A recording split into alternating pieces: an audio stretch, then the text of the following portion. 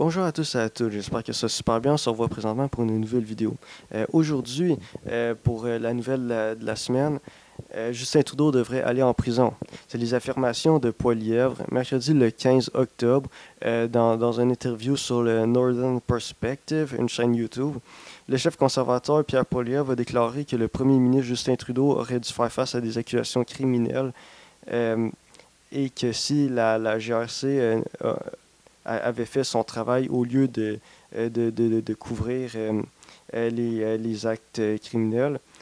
Selon lui, Justin Trudeau aurait probablement enfreint la loi dans le cadre du scandale de SNC-Lavalin en 2019.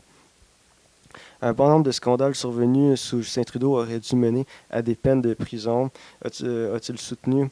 Trudeau a enfreint le code criminel en acceptant des vacances gratuites de la part d'une personne qui avait des affaires gouvernementales.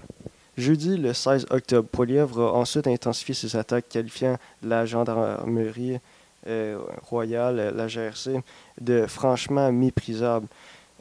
Pour son incapacité, selon lui, à appliquer la loi contre le gouvernement libéral. Mercredi, le 22 octobre, face aux critiques, Poilievre a nié avoir directement appelé l'emprisonnement de Justin Trudeau.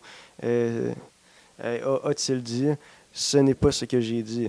La GRC avait pourtant enquêté sur les vacances de Trudeau et sur la gestion du dossier SNC-Lavalin sans jamais déposer d'accusation.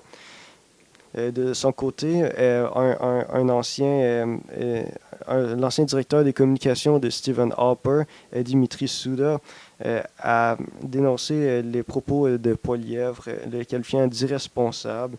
Selon lui, le chef conservateur adopte une approche du leadership fondée sur le ressentiment plutôt que la gouvernance. Dans une démocratie fondée sur l'état de droit, aucun chef de l'opposition ne devrait jamais appeler à l'emprisonnement d'un premier ministre ou de tout autre rivaux politique, a-t-il ajouté. Ces événements s'inscrivent dans une dérive vers une politique de plus en plus partisane où l'indignation remplace le dialogue.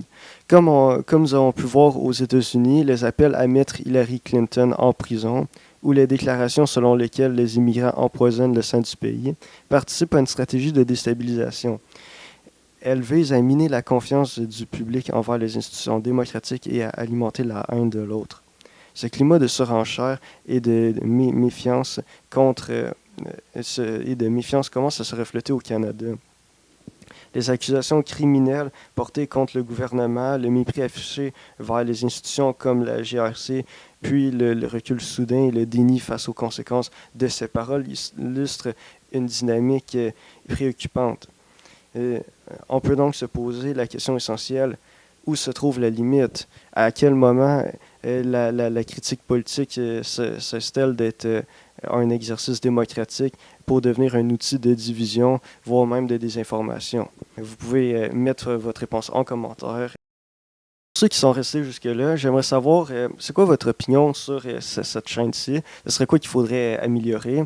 C'est quoi que vous pensez qui pourrait faire en sorte qu'il y aurait, mettons, plus de vues, une meilleure qualité, etc., etc.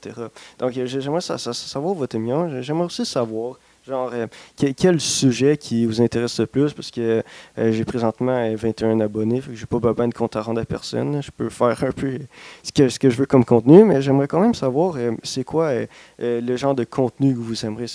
C'est-tu plus comme grand format, petit format? Est-ce que ce serait plus par rapport à la politique canadienne, par rapport à l'histoire ou par rapport à la géopolitique mondiale, les guerres, etc., etc. Fait que je suis ouvert à vos avis et j'aimerais savoir. Fait que merci, abonnez-vous, lâchez un commentaire, un pouce et bonne journée.